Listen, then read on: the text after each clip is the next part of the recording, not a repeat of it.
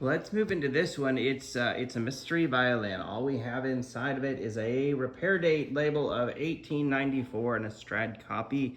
This has had a neck lift, so it's at modern standards. It does look like at one point that the neck had some injuries to it, and it was either possibly replaced or grafted towards the base. So it's kind of hard to tell, but you can look and see. But of course, the most important part of the violin is the body. And here to demonstrate that is our professional Catherine and the mysterious repaired 1894 violin.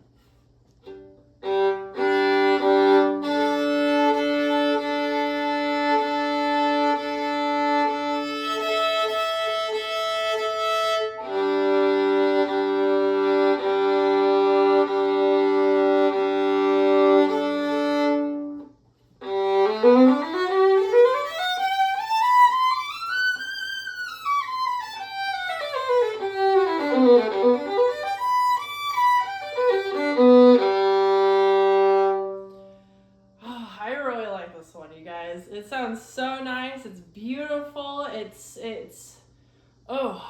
like it's a violin. It's has all of just the warm tones, but with the brights, and it just has everything. I love how this one sounds. So I'm sorry, I'm gonna nerd out a little bit in this video, but it just has that mature violin sound that we need for some of those advanced pieces for concertos.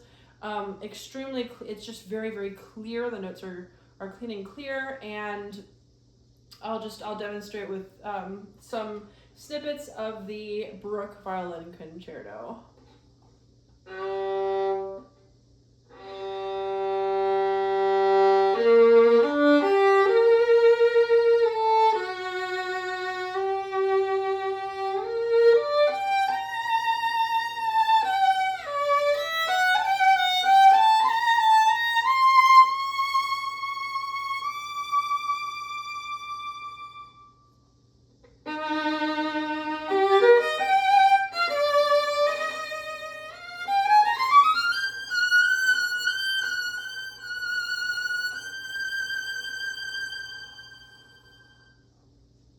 So I don't know if this instrument can like have like a crunchy sound. It probably can. I'll eventually maybe encourage it to have a crunch. I partially am kidding, but it's just so smooth, and shifting on here is very easy. My hands just kind of glide around, which is an important feel to have. We don't want any stickiness or anything that kind of stops us from going anywhere. Another important thing is that she whispers. So I decrescendoed or got softer on some of the notes, and you could still hear the tone clearly as I was decrescendoing. It didn't turn into like a wispy sound or a hissing sound. It was just as if we were turning down the volume button on something and maintained the tone while getting softer, which was really cool. That was a snippet of the first. Here's a snippet of the second movement.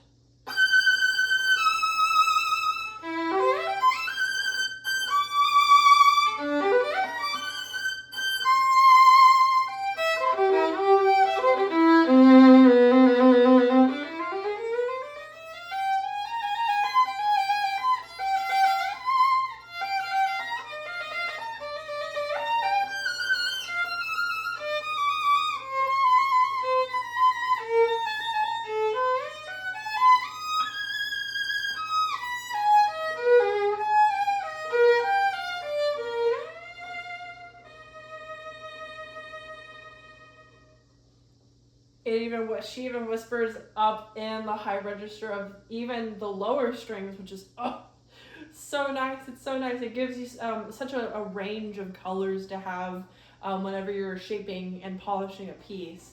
I also love that the E string, it pierces in such a way that is not painful. That sounds kind of strange, but I can have such a direct sound without it hurting anyone's ears. It's a much more emotional piercing than it is a physical pain piercing. So I wanted to make a note of that because I really loved it. Some things I'm noticing as I'm playing this more and more, it kind of has that Vienna sweet violin sound. And so if you have a really nice vibrato that you have, if you develop your vibrato or you have a nice vibrato, I think that will really pair with this instrument, as I think this instrument would love some of the more older style of violin playing, more Vienna based. So something to think about if you're interested in this violin.